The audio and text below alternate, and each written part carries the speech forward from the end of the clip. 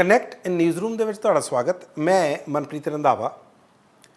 ਇਸੇ ਦੁਨੀਆ ਦੇ ਵਿੱਚ, ਇਸੇ ਸਮਾਜ ਦੇ ਵਿੱਚ ਬਹੁਤ ਵਾਰੀ ਕਈ ਵਿਅਕਤੀ ਇਸ ਤਰ੍ਹਾਂ ਦੇ ਹੁੰਦੇ ਆ ਜਿਹੜੀ ਬੜੀ ਕੋਸ਼ਿਸ਼ ਕਰਦੇ ਨੇ, ਬੜੀ ਜਦੋਜਹਿਦ ਕਰਦੇ ਆ, ਬੜੀ ਮਿਹਨਤ ਦੇ ਨਾਲ, ਲਗਨ ਦੇ ਨਾਲ ਕਿਸੇ ਅਹੁਦੇ ਨੂੰ ਪ੍ਰਾਪਤ ਵੀ ਕਰਦੇ ਆ। ਪਰ ਜਦੋਂ ਉਹ ਉਸ ਅਹੁਦੇ ਤੇ ਪਹੁੰਚਦੇ ਨੇ, ਉਸ ਪੋਜੀਸ਼ਨ ਤੇ ਜਾਂਦੇ ਨੇ ਤੇ ਉਸ ਦਾ ਜੰਮ ਕੇ ਡਟ ਕੇ ਦੁਰਉਪਯੋਗ ਵੀ ਕਰਦੇ ਆ, ਉਸ ਦੀ ਦੁਰਵਰਤੋਂ ਕਰਦੇ ਆ, ਆਪਣੀ ਪੋਜੀਸ਼ਨ ਦਾ ਮਿਸਯੂਜ਼ ਕਰਦੇ ਨੇ ਔਰ ਇਸ ਤਰ੍ਹਾਂ ਲੱਗਦਾ ਕਿ ਸ਼ਾਇਦ ਇਹ ਉਸ ਅਹੁਦੇ ਦੇ ਕਾਬਿਲ ਹੀ ਨਹੀਂ ਸੀ। ਬੁਝਾਰਤਾਂ ਆਪਾਂ ਜ਼ਿਆਦਾ ਨਾ ਬੁਝਾਈਏ ਤਾਂ ਚੰਗੀ ਗੱਲ ਆ। ਸਟੇਟ ਮੁੱਦੇ ਤੇ ਆਉਂਦੇ ਆ ਔਰ ਮੈਂ ਗੱਲ ਕਰ ਰਿਹਾ ਪੰਜਾਬ ਦਾ ਇੱਕ ਸਾਬਕਾ DGP, director general of police. ਜਦੋਂ ਵੀ ਉਹਦਾ ਨਾਂ ਲਓ ਤੇ ਮੈਨੂੰ ਲੱਗਦਾ ਨਾਲ ਦੀ ਨਾਲ ਜਿਸ ਤਰ੍ਹਾਂ ਦੇ ਵਿਵਾਦ ਉਸ ਵਿਅਕਤੀ ਦੇ ਨਾਲ ਜੁੜੇ ਨੇ, ਉਸ ਪੁਲਿਸ ਆਫੀਸਰ ਦੇ, ਉਹ ਹਮੇਸ਼ਾ ਸਾਡੇ ਅੱਖਾਂ ਦੇ ਸਾਹਮਣੇ ਆ ਜਾਂਦੇ ਆ। ਮੈਂ ਸੁਮੇਧ ਸਿੰਘ ਸੈਣੀ ਦੀ ਗੱਲ ਕਰ ਰਿਹਾ। ਹਾਲਾਂਕਿ ਇਹ ਪੁਲਿਸ ਆਫੀਸਰ ਸਨ 2018 ਦੇ ਵਿੱਚ 36 ਸਾਲਾਂ ਦੀ ਆਪਣੀ ਸਰਵਿਸ ਤੋਂ ਬਾਅਦ ਰਿਟਾਇਰ ਹੋ ਚੁੱਕਾ ਪੰਜਾਬ ਪੁਲਿਸ ਤੋਂ, ਪਰ ਅੱਜ ਵੀ ਇਸ ਦੇ ਖਿਲਾਫ ਤਮਾਮ ਤਰ੍ਹਾਂ ਦੇ ਕੇਸ ਚੱਲਦੇ ਆ। ਇੱਕ ਪੁਲਿਸ ਆਫੀਸਰ ਰਿਹਾ ਹੋਵੇ ਇਸ ਪੁਲਿਸ ਦੇ ਵਿੱਚ 36 ਸਾਲ, ਤੁਸੀਂ ਦੇਖੋ 6 ਜ਼ਿਲ੍ਹਿਆਂ ਦੇ ਵਿੱਚ ਇਹ SSP ਰਿਹਾ, ਜ਼ਿਲ੍ਹਿਆਂ ਦਾ ਮੁਖੀ ਰਿਹਾ। ਉਸ ਤੋਂ ਬਾਅਦ UT ਚੰਡੀਗੜ੍ਹ ਯੂਨੀਅਨ ਟੈਰੀਟਰੀ ਦਾ ਵੀ SSP ਰਿਹਾ। ਬਾਅਦ ਦੇ ਵਿੱਚ ਇਹੀ ਪੁਲਿਸ ਆਫੀਸਰ ਜਾ ਕੇ IG ਵੀ ਬਣਦਾ, ADGP ਤੇ ਪੰਜਾਬ ਦਾ DGP ਬਣ ਕੇ ਰਿਟਾਇਰ ਹੁੰਦਾ। ਪਰ ਅੱਜ ਤੱਕ ਇਸ ਦੇ ਖਿਲਾਫ ਜਿੰਨੇ ਮੁਕੱਦਮੇ ਹੋਏ ਨੇ ਔਰ ਜਿਸ ਤਰ੍ਹਾਂ ਦੇ ਸੰਗੀਨ ਦੋਸ਼ ਇਸ ਤੇ ਲੱਗਿਆ, ਮੈਨੂੰ ਲੱਗਦਾ ਨਹੀਂ ਕਿਸੇ ਵੀ ਪੁਲਿਸ ਆਫੀਸਰ ਤੇ ਲੱਗੇ ਹੋਣਗੇ ਜਿੰਨੇ ਕੇਸ ਇਹ ਚੱਲ ਰਿਹਾ। ਔਰ ਇਹਨੂੰ ਲੱਗਦਾ ਹੋਣਾ ਕਿ ਕੋਈ ਗੱਲ ਨਹੀਂ, ਮੈਂ ਬੜਾ ਤਾਕਤਵਰ ਆ, ਪਰ ਤੁਸੀਂ ਹਮੇਸ਼ਾ ਲਈ ਤਾਕਤਵਰ ਨਹੀਂ ਰਹਿੰਦੇ। ਜੇ ਤੁਸੀਂ ਇਸ ਤਰ੍ਹਾਂ ਦੇ ਕੰਮ ਕਰਦੇ ਤਾਂ ਫਿਰ ਉਹ ਕੰਮ ਤੁਹਾਡਾ ਖਹਿੜਾ ਨਹੀਂ ਛੱਡਦੇ। ਔਰ ਇਹੀ ਕਾਰਨ ਆ ਕਿ ਅੱਜ ਕੱਲ੍ਹ ਇਹੀ ਪੁਲਿਸ ਆਫੀਸਰ ਜਿਹੜਾ ਆਪਣੇ ਆਪ ਨੂੰ ਬੜਾ ਤਾਕਤਵਰ ਸਮਝਦਾ ਸੀ, ਜਿਹਨੂੰ ਲੱਗਦਾ ਸੀ ਮੇਰਾ ਕੁਝ ਕੋਈ ਵਿਗਾੜ ਹੀ ਨਹੀਂ ਸਕਦਾ, ਅਦਾਲਤਾਂ ਦੇ ਚੱਕਰ ਲਾਉਂਦਾ ਫਿਰਦਾ। ਕਦੇ ਨਿਚਲੀਆਂ ਅਦਾਲਤਾਂ ਦੇ ਵਿੱਚ, ਕਦੇ ਪੰਜਾਬ ਤੇ ਹਰਿਆਣਾ ਹਾਈ ਕੋਰਟ ਦੇ ਵਿੱਚ, ਕਦੇ ਸੁਪਰੀਮ ਕੋਰਟ ਦੇ ਵਿੱਚ ਕੇਵਲ ਇਹ ਗੁਹਾਰ ਲਾਉਂਦਾ ਜਾਂ ਉੱਥੇ ਅਰਜ਼ੀਆਂ ਲਾਉਂਦਾ ਕਿ ਮੈਨੂੰ ਜਾਣਾ ਨਾ ਪਵੇ ਅਦਾਲਤਾਂ ਦੇ ਵਿੱਚ, ਮੇਰੀ ਉੱਥੇ ਨਿੱਜੀ ਅਪੀਅਰੈਂਸ ਨਾ ਹੋਵੇ। ਪਰ ਜਿਸ ਤਰ੍ਹਾਂ ਦੇ ਕੇਸ ਨੇ, ਤੁਸੀਂ ਦੇਖੋ ਇਸ 'ਤੇ ਕੇਸ ਕਿਸ ਤਰ੍ਹਾਂ ਦੇ, ਇਸ 'ਤੇ ਕਤਲ ਦਾ ਕੇਸ ਆ, ਇਸ 'ਤੇ ਤੁਸੀਂ ਦੇਖੋ ਡਿਸਅਪੀਅਰੈਂਸ, ਲੋਕਾਂ ਨੂੰ ਅਗਵਾ ਕਰਨ ਦਾ, ਕਿਡਨੈਪਿੰਗ ਕਰਨ ਦਾ, ਉਹਨਾਂ ਨੂੰ ਟਾਰਚਰ ਕਰਨ ਦਾ, ਤਮਾਮ ਤਰ੍ਹਾਂ ਦੇ। ਔਰ ਜਿਹੜੇ ਪੁਲਿਸ ਅਫਸਰਾਂ ਨੇ ਇਹਨੂੰ ਖੁੱਲ੍ਹ ਦਿੱਤੀ ਸੀ, ਇਸ ਤਰ੍ਹਾਂ ਦਾ ਬਣਾਇਆ ਸੀ, ਉਹਨਾਂ ਬਾਰੇ ਵੀ ਗੱਲ ਕਰਾਂਗੇ। ਪਰ ਅੱਜ ਮੈਂ ਸੁਮੇਧ ਸਿੰਘ ਸੈਣੀ ਦੀ ਗੱਲ ਇਸ ਕਰਕੇ ਕਰ ਰਿਹਾ ਕਿਉਂਕਿ ਇੱਕ ਵਾਰੀ ਫੇਰ ਬਲਵੰਤ ਸਿੰਘ ਮੁਲਤਾਨੀ ਵਾਲਾ ਕੇਸ ਸਾਡੇ ਸਾਹਮਣੇ ਆ ਕੇ ਖੜਾ ਹੋ ਗਿਆ। 33 ਸਾਲ ਹੋ ਗਏ ਨੇ, 1991 ਦਾ ਇਹ ਕੇਸ ਆ। ਇੱਕ 28 ਸਾਲਾਂ ਦਾ ਨੌਜਵਾਨ ਜਿਹੜਾ ਕਿਸੇ ਵਕਤ ਜੂਨੀਅਰ ਇੰਜੀਨੀਅਰ ਸੀ, ਚੰਡੀਗੜ੍ਹ ਦੇ ਵਿੱਚ ਕੰਮ ਕਰਦਾ ਸੀ, ਸਿਟਕੋ ਦੇ ਵਿੱਚ। ਸਿਟਕੋ ਤੁਹਾਨੂੰ ਪਤਾ ਹੀ ਹੈ, ਚੰਡੀਗੜ੍ਹ ਦੀ, ਜਿਹਨੂੰ ਅਸੀਂ Chandigarh industrial and tourism development corporation ਵੀ ਕਹਿ ਦਿੰਦੇ ਆ। ਉਸ ਦੇ ਵਿੱਚ ਇੱਕ ਜੂਨੀਅਰ ਇੰਜੀਨੀਅਰ ਸੀ, JEE, ਔਰ ਇੱਕ IAS ਆਫੀਸਰ ਦਰਸ਼ਨ ਸਿੰਘ ਮੁਲਤਾਨੀ ਦਾ ਇਹ ਮੁੰਡਾ ਸੀ। ਲੇਕਿਨ ਅਚਾਨਕ 1991 ਨੂੰ ਇਹ ਗਾਇਬ ਹੋ ਜਾਂਦਾ। ਬਾਅਦ ਦੇ ਵਿੱਚ ਪਤਾ ਲੱਗਦਾ ਕਿ ਦਸੰਬਰ ਦੇ ਮਹੀਨੇ ਦੇ ਵਿੱਚ ਤਾਂ ਇਹ ਕਹਿੰਦੇ ਜੀ ਭੱਜ ਗਿਆ। ਇਹ ਸੁਮੇਧ ਸਿੰਘ ਸੈਣੀ ਕਹਿੰਦਾ ਸੀ ਇਹ ਸਾਰੀ ਕਹਾਣੀ ਇਸ ਕਰਕੇ ਤਾਜ਼ਾ ਹੋ ਗਈ ਕਿਉਂਕਿ ਬੀਤੇ ਕੱਲ੍ਹ ਜੁਡੀਸ਼ੀਅਲ ਮੈਜਿਸਟ੍ਰੇਟ ਫਸਟ ਕਲਾਸ ਦੀ ਕੋਰਟ ਦੇ ਵਿੱਚ ਫਿਰ ਜਦੋਂ ਦੁਬਾਰਾ ਇਹ ਕੇਸ ਆਇਆ, ਸੰਗਮ ਕੌਸ਼ਲ, ਇਹ ਜੁਡੀਸ਼ੀਅਲ ਮੈਜਿਸਟ੍ਰੇਟ ਨੇ ਫਸਟ ਕਲਾਸ ਦੇ ਮੋਹਾਲੀ ਦੇ ਵਿੱਚ, ਇਹਨਾਂ ਦੀ ਕੋਰਟ ਦੇ ਵਿੱਚ ਇੱਕ ਚਾਰਜ ਸ਼ੀਟ ਦਾਇਰ ਕਰਕੇ ਦੋਸ਼ ਤੈਅ ਹੋਏ ਨੇ ਸੁਮੇਧ ਸਿੰਘ ਸੈਣੀ ਤੇ ਉਸ ਵਕਤ ਦਾ ਇੱਕ ਇੰਸਪੈਕਟਰ ਹੁੰਦਾ ਸੀ, ਨਾਂ ਉਹਦਾ ਹੁੰਦਾ ਸੀ ਕਮਲ ਇੰਦਰਪਾਲ ਸਿੰਘ, KIP ਸਿੰਘ ਵੀ ਉਹਨੂੰ ਕਹਿ ਦਿੰਦੇ ਆ। ਉਸ ਵਕਤ ਉਹ ਇੰਸਪੈਕਟਰ ਹੁੰਦਾ ਸੀ। ਉਸ ਨੂੰ ਇਹ 500 ਪੰਨਿਆਂ ਤੋਂ ਵੀ ਵੱਧ ਦੀ ਚਾਰਜ ਸ਼ੀਟ ਆ ਜਿਹੜੀ ਸੁਮੇਧ ਸਿੰਘ ਸੈਣੀ ਇਸ KIP ਸਿੰਘ ਜਾਂ ਕਮਲ ਇੰਦਰਪਾਲ ਸਿੰਘ ਤੇ ਜਾਂ ਹੋਰ ਪੁਲਿਸ ਅਫਸਰਾਂ ਤੇ ਹੋਈ ਆ, ਜਿਹਦੇ ਵਿੱਚ ਇਹਨਾਂ ਤੇ ਦੋਸ਼ ਆ ਕਿ ਇਹਨਾਂ ਨੇ ਬਲਵੰਤ ਸਿੰਘ ਮੁਲਤਾਨੀ ਨੂੰ ਅਗਵਾ ਕੀਤਾ, ਚੱਕਿਆ। ਉਸ ਤੋਂ ਬਾਅਦ ਉਸ ਨੂੰ ਇੰਨਾ ਕੁ ਟਾਰਚਰ ਕੀਤਾ, ਇੰਨਾ ਕੁ ਬੁਰੀ ਤਰ੍ਹਾਂ ਉਹਦੀ ਕੁੱਟਮਾਰ ਹੋਈ ਕਿ ਉਹਦੀ ਹਵਾਲਾਤ ਦੇ ਵਿੱਚ ਮੌਤ ਹੋ ਜਾਂਦੀ ਆ। ਤੇ ਉਸ ਤੋਂ ਬਾਅਦ ਇਹ ਉਸ ਦੀ ਬੋਡੀ ਨੂੰ ਦੱਸਣ ਦੀ ਬਜਾਏ ਜਾਂ ਲੋਕਾਂ ਨੂੰ, ਘਰਦਿਆਂ ਨੂੰ ਦੇਣ ਦੀ ਬਜਾਏ ਉਸ ਨੂੰ ਖੁਰਦ-ਬੁਰਦ ਕਰਦੇ ਆ। ਇਹ ਵੀ ਇਹਨਾਂ ਤੇ ਇਲਜ਼ਾਮ ਆ। ਐਵੀਡੈਂਸ ਨੂੰ ਖਤਮ ਕਰਨ ਦੀ ਕੋਸ਼ਿਸ਼ ਕੀਤੀ ਜਾਂਦੀ ਹੈ। ਇਹ ਸਾਰਾ ਕੁਝ ਤੇ ਉਸ ਤੋਂ ਬਾਅਦ ਹੁਣ 500 ਬੰਨਿਆਂ ਦੀ, ਜਿਸ ਤਰ੍ਹਾਂ ਮੈਂ ਤੁਹਾਨੂੰ ਦੱਸਿਆ ਕਿ ਇਹ ਚਾਰਜ ਸ਼ੀਟ ਫਾਈਲ ਹੋਈ ਆ। ਸੁਮੇਧ ਸਿੰਘ ਸੈਣੀ ਨੇ ਸੁਪਰੀਮ ਕੋਰਟ ਤੋਂ ਇੱਕ ਤਰ੍ਹਾਂ ਦੀ ਰਾਹਤ ਲਿੱਤੀ ਹੋਈ ਆ ਕਿ ਨਿੱਜੀ ਤੌਰ ਤੇ ਇਸ ਨੂੰ ਅਦਾਲਤ ਦੇ ਵਿੱਚ ਨਾ ਪੇਸ਼ ਹੋਣਾ ਪਵੇ। ਇਸ ਕਰਕੇ ਇਹਨਾਂ ਦਾ ਵਕੀਲ ਆਇਆ ਸੀ HS ਧਨੋਆ ਨੂੰ ਇਹ ਚਾਰਜ ਸ਼ੀਟ ਦੇ ਦਿੱਤੀ ਗਈ। ਪਰ KIP ਸਿੰਘ, ਕਮਲ ਇੰਦਰਪਾਲ ਸਿੰਘ, ਉਹ ਖੁਦ ਪੇਸ਼ ਹੋਇਆ ਸੀ, ਉਹਨੂੰ ਇਹ ਚਾਰਜ ਸ਼ੀਟ ਫੜਾ ਦਿੱਤੀ ਗਈ ਆ। ਤੇ ਇਸੇ ਕੋਰਟ ਨੇ ਕਿਹਾ ਕਿ ਇਸ ਸਾਰੀ ਚੀਜ਼ ਦਾ ਹੁਣ ਤੁਸੀਂ ਜਵਾਬ ਦਿਓ। ਕੋਰਟ ਕੇਸ ਚੱਲੇਗਾ ਔਰ ਉਹਦੇ ਵਿੱਚ ਤੁਹਾਨੂੰ ਜਵਾਬ ਦੇਣਾ ਪਊਗਾ। ਔਰ ਅਗਲੀ ਜਿਹੜੀ ਇਹਦੀ ਸੁਣਵਾਈ ਆ ਉਹ 26 ਨਵੰਬਰ ਦੀ ਆ। 3 ਹਫ਼ਤਿਆਂ ਬਾਅਦ ਇਸ ਕੇਸ ਦੀ ਸੁਣਵਾਈ ਆ। ਉਮੀਦ ਕੀਤੀ ਜਾਂਦੀ ਹੈ ਕਿ ਕਿਸੇ ਨਾ ਕਿਸੇ ਤਰ੍ਹਾਂ ਇਹ ਕੇਸ ਹੁਣ ਅੱਗੇ ਵਧੂਗਾ। ਇਹੀ ਪਰਿਵਾਰ ਬਲਵੰਤ ਸਿੰਘ ਮੁਲਤਾਨੀ ਦਾ ਪਰਿਵਾਰ ਜਾਂ ਉਹਦਾ ਭਰਾ ਜਿਹਨੇ ਇਹ ਸਾਰੀਆਂ ਕੰਪਲੇਂਟਸ ਕੀਤੀਆਂ, ਪਲਵਿੰਦਰ ਸਿੰਘ ਮੁਲਤਾਨੀ ਦੀ ਮੈਂ ਗੱਲ ਕਰ ਰਿਹਾ, ਕਿਤੇ ਨਾ ਕਿਤੇ ਸ਼ਾਇਦ ਹੁਣ ਲੱਗਦਾ ਹੋਊਗਾ ਪਰਿਵਾਰ ਨੂੰ, ਚਾਹੇ 3 ਦਹਾਕਿਆਂ ਬਾਅਦ ਹੀ ਸਹੀ, ਕਿਉਂਕਿ ਸੈਣੀ ਨੇ ਕਿਸੇ ਤਰ੍ਹਾਂ ਦੀ ਕੋਈ ਢਿੱਲ ਨਹੀਂ ਕੀਤੀ, ਕਿਸੇ ਤਰ੍ਹਾਂ ਦੀ ਜ਼ਿੱਦੋ-ਜਹਿਦ ਤੋਂ ਉਹਨੇ ਘੱਟ ਨਹੀਂ ਕੀਤੀ ਕਿ ਇਸ ਕੇਸ ਨੂੰ ਮੈਂ ਕਿਸ ਤਰ੍ਹਾਂ ਰੋਕ ਸਕਾਂ ਜਾਂ ਇਸ ਨੂੰ ਕਿਸ ਤਰ੍ਹਾਂ ਡਿਲੇ ਕਰ ਸਕਾਂ ਜਾਂ ਆਪਣੇ ਆਪ ਤੋਂ ਇਸ FIR ਨੂੰ ਕਿਸ ਤਰ੍ਹਾਂ ਖਾਰਿਜ ਕਰਵਾ ਸਕਾਂ। ਸੁਪਰੀਮ ਕੋਰਟ ਦੇ ਵਿੱਚ ਗਿਆ ਸੀ ਸੁਮੇਧ ਸਿੰਘ ਸੈਣੀ ਇਸੇ ਸਾਲ ਸਤੰਬਰ ਦੇ ਮਹੀਨੇ, ਔਰ 10 ਸਤੰਬਰ ਨੂੰ ਸੁਪਰੀਮ ਕੋਰਟ, ਇਸ ਮੁਲਕ ਦੀ ਸਭ ਤੋਂ ਜਿਹੜੀ ਵੱਡੀ ਅਦਾਲਤ ਆ, ਸੁਪਰੀਮ ਕੋਰਟ ਦੀ ਡਿਵੀਜ਼ਨ ਬੈਂਚ ਸੀ, ਜਸਟਿਸ MM ਸੁੰਦਰੇਸ਼ ਤੇ ਜਸਟਿਸ ਪੰਕਜ ਮਿੱਤਲ, ਉਹਨਾਂ ਨੇ ਸੁਮੇਧ ਸਿੰਘ ਸੈਣੀ ਦੀ ਉਹ ਅਰਜ਼ੀ ਖਾਰਿਜ ਕਰਤੀ ਜਿਹਦੇ ਵਿੱਚ ਇਹਨੇ ਇਹ ਪਲੀ ਕੀਤੀ ਸੀ, ਇੱਕ ਤਰ੍ਹਾਂ ਦੀ ਅਰਜ਼ੀ ਲਾਈ ਸੀ, ਬੇਨਤੀ ਕੀਤੀ ਸੀ ਕਿ ਜਿਹੜੀ ਬਲਵੰਤ ਸਿੰਘ ਮੁਲਤਾਨੀ ਵਾਲੀ FIR ਆ ਉਸ ਨੂੰ ਖਾਰਿਜ ਕਰ ਦਿੱਤਾ ਜਾਵੇ ਕਿਉਂਕਿ ਉਹ ਠੀਕ ਨਹੀਂ ਹੈ ਜਾਂ ਉਹਦੇ ਵਿੱਚ ਪੂਰੀ ਸੱਚਾਈ ਨਹੀਂ ਆ। ਪਰ ਸੁਪਰੀਮ ਕੋਰਟ ਨੇ ਕਿਹਾ ਕਿ ਇਹ FIR ਹੋ ਚੁੱਕੀ ਆ ਔਰ ਅਸੀਂ FIR ਦੇ ਵਿੱਚ ਕਿਸੇ ਤਰ੍ਹਾਂ ਦਾ ਕੋਈ ਦਖਲ ਨਹੀਂ ਦੇਵਾਂਗੇ। ਇਹ ਮੈਂ ਸਤੰਬਰ ਦੇ ਮਹੀਨੇ ਦੀ ਗੱਲ ਕਰਦਾ, ਹੁਣ ਤੋਂ ਲਗਭਗ 2 ਮਹੀਨੇ ਪਹਿਲਾਂ। ਉਸ ਤੋਂ ਬਾਅਦ ਹੀ ਪਤਾ ਲੱਗ ਗਿਆ ਸੀ ਕਿ ਹੁਣ ਬਲਵੰਤ ਸਿੰਘ ਵਾਲਾ ਮੁਲਤਾਨੀ ਵਾਲਾ ਕੇਸ ਸ਼ਾਇਦ ਅੱਗੇ ਵਧੂਗਾ ਤੇ ਸ਼ਾਇਦ ਇਸ ਕੇਸ ਦੇ ਵਿੱਚ ਕੁਛ ਨਾ ਕੁਛ ਉਸ ਪਰਿਵਾਰ ਨੂੰ ਇਨਸਾਫ ਮਿਲੂਗਾ।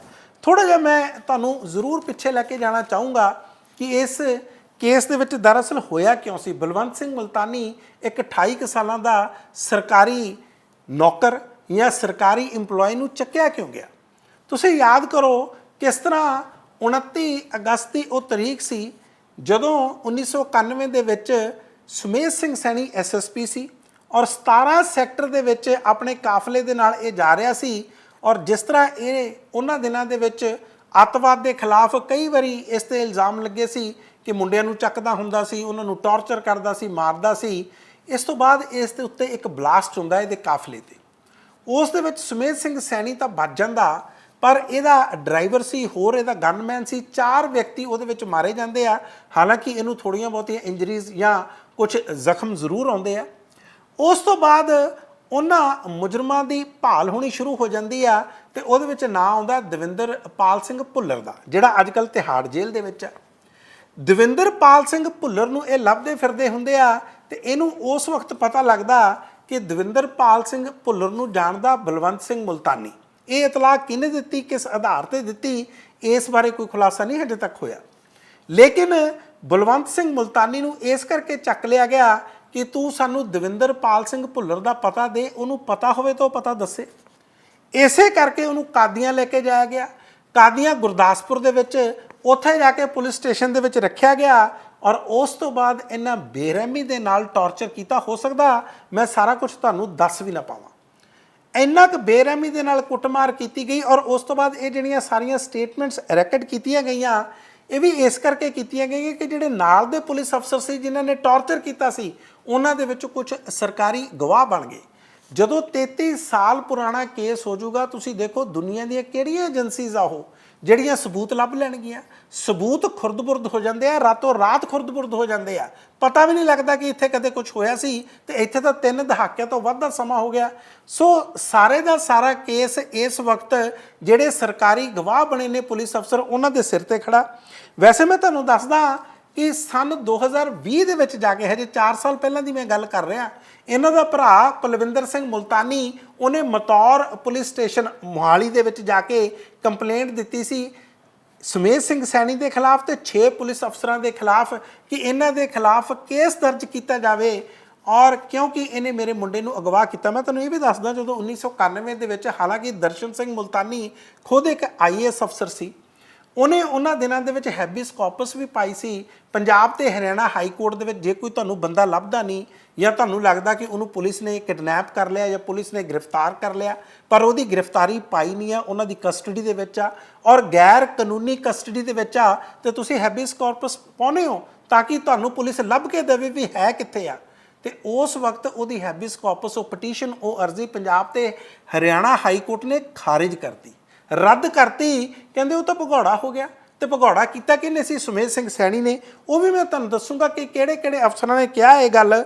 ਪਰ ਮੈਂ ਤੁਹਾਨੂੰ ਦੱਸਦਾ ਕਿ ਜਦੋਂ ਮਈ ਦੇ ਮਹੀਨੇ ਦੇ ਵਿੱਚ, ਇਸੇ ਸਨ 2020 ਦੀ ਮੈਂ ਗੱਲ ਕਰ ਰਿਹਾ, 4 ਸਾਲ ਪਹਿਲਾਂ, ਉਦੋਂ ਇਹ ਜਾ ਕੇ ਕੰਪਲੇਂਟ ਫਾਈਲ ਹੁੰਦੀ ਆ ਤੇ ਉਸ ਤੋਂ ਬਾਅਦ ਜੁਡੀਸ਼ੀਅਲ ਮੈਜਿਸਟ੍ਰੇਟ ਫਿਰ ਇਸ ਦਾ ਆਰਡਰ ਕਰਦੇ ਆ ਕਿ ਇਹਦੇ ਵਿੱਚ ਦੀਪਿਕਾ ਸਿੰਘ ਸੀ, ਉਹਨਾਂ ਦਿਨਾਂ ਦੇ ਵਿੱਚ 18 ਅਗਸਤ ਦੀ ਗੱਲ ਆ, ਉਹਨਾਂ ਨੇ ਇਹ 3 ਅਪਰੂਵਰ ਬਣ ਗਏ ਸੀ। ਉਹਦੇ ਵਿੱਚੋਂ ਇੱਕ ਸਬ ਇੰਸਪੈਕਟਰ ਉਹਨਾਂ ਦਿਨਾਂ ਦੇ ਵਿੱਚ ਹੁੰਦਾ ਸੀ, ਇੱਕ ਸੀ ਜਗੀਰ ਸਿੰਘ, ਇੱਕ ਸੀ assistant sub inspector Kuldeep Singh ਤੇ ਇੱਕ ਹੋਰ ਸਬ ਇੰਸਪੈਕਟਰ ਸੀ ਜਿਹਦਾ ਨਾਮ ਸੀ ਹਰਸ਼ਾਏ ਸ਼ਰਮਾ। ਜੁਡੀਸ਼ੀਅਲ ਮੈਜਿਸਟ੍ਰੇਟ ਦੀਪਿਕਾ ਸਿੰਘ ਨੇ ਦੋਵਾਂ ਨੂੰ ਤਾਂ ਕਹਿਤਾ ਕਿ ਤੁਹਾਡੀ ਗਵਾਹੀ ਹੋ ਸਕਦੀ ਆ।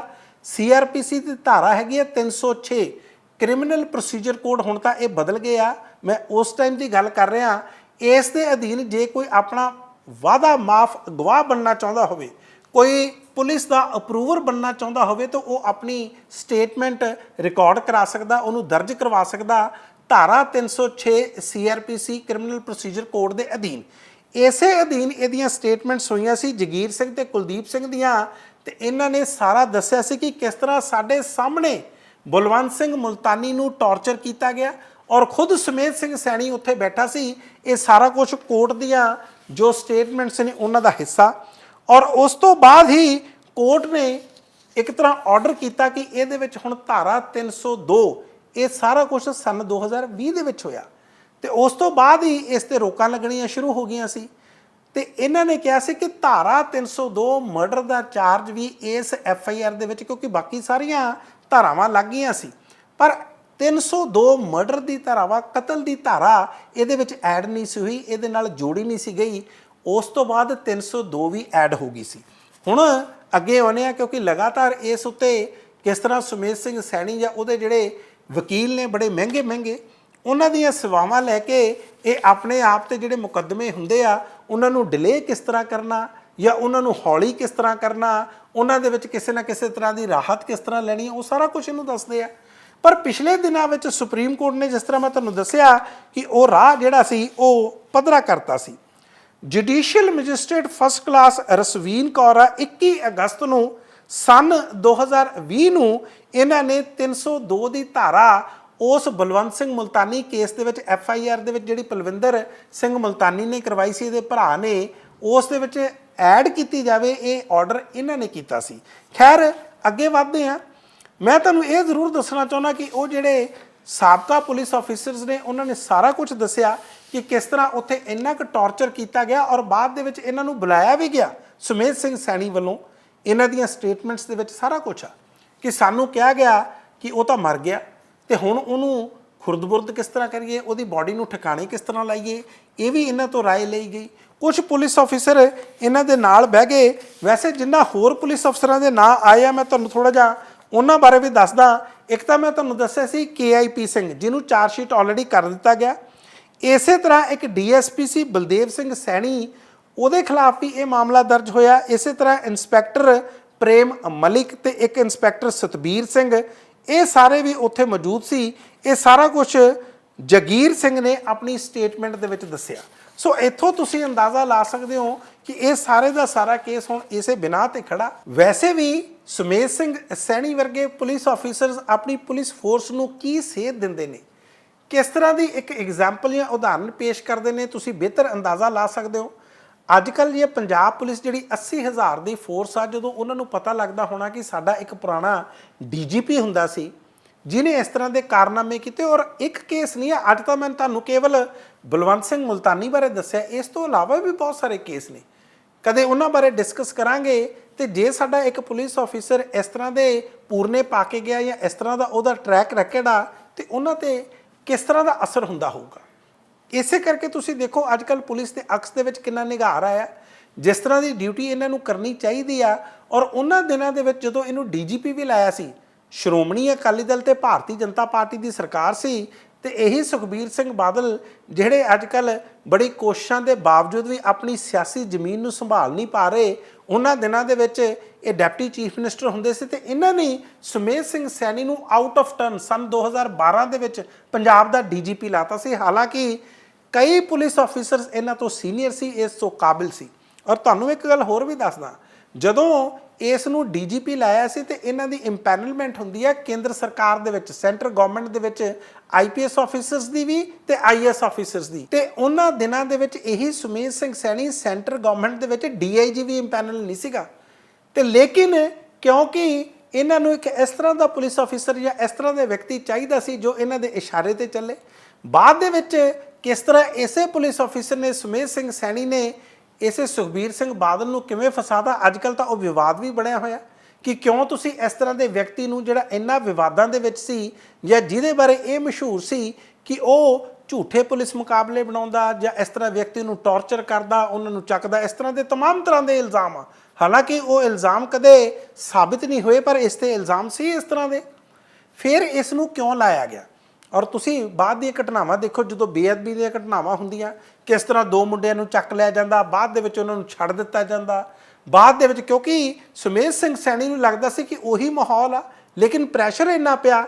ਬਾਅਦ ਦੇ ਵਿੱਚ ਕਿਸ ਤਰ੍ਹਾਂ ਗੋਲੀ ਚੱਲਦੀ ਹੈ ਬਹਿਬਲ ਕਲਾਂ ਦੇ ਵਿੱਚ, ਕੋਟਕਪੂਰੇ ਦੇ ਵਿੱਚ, ਉਹਦੇ ਵਿੱਚ ਵੀ ਸੁਮੇਧ ਸਿੰਘ ਸੈਣੀ ਅੱਜ ਵੀ ਉਹ ਕੇਸ ਭੁਗਤ ਰਿਹਾ।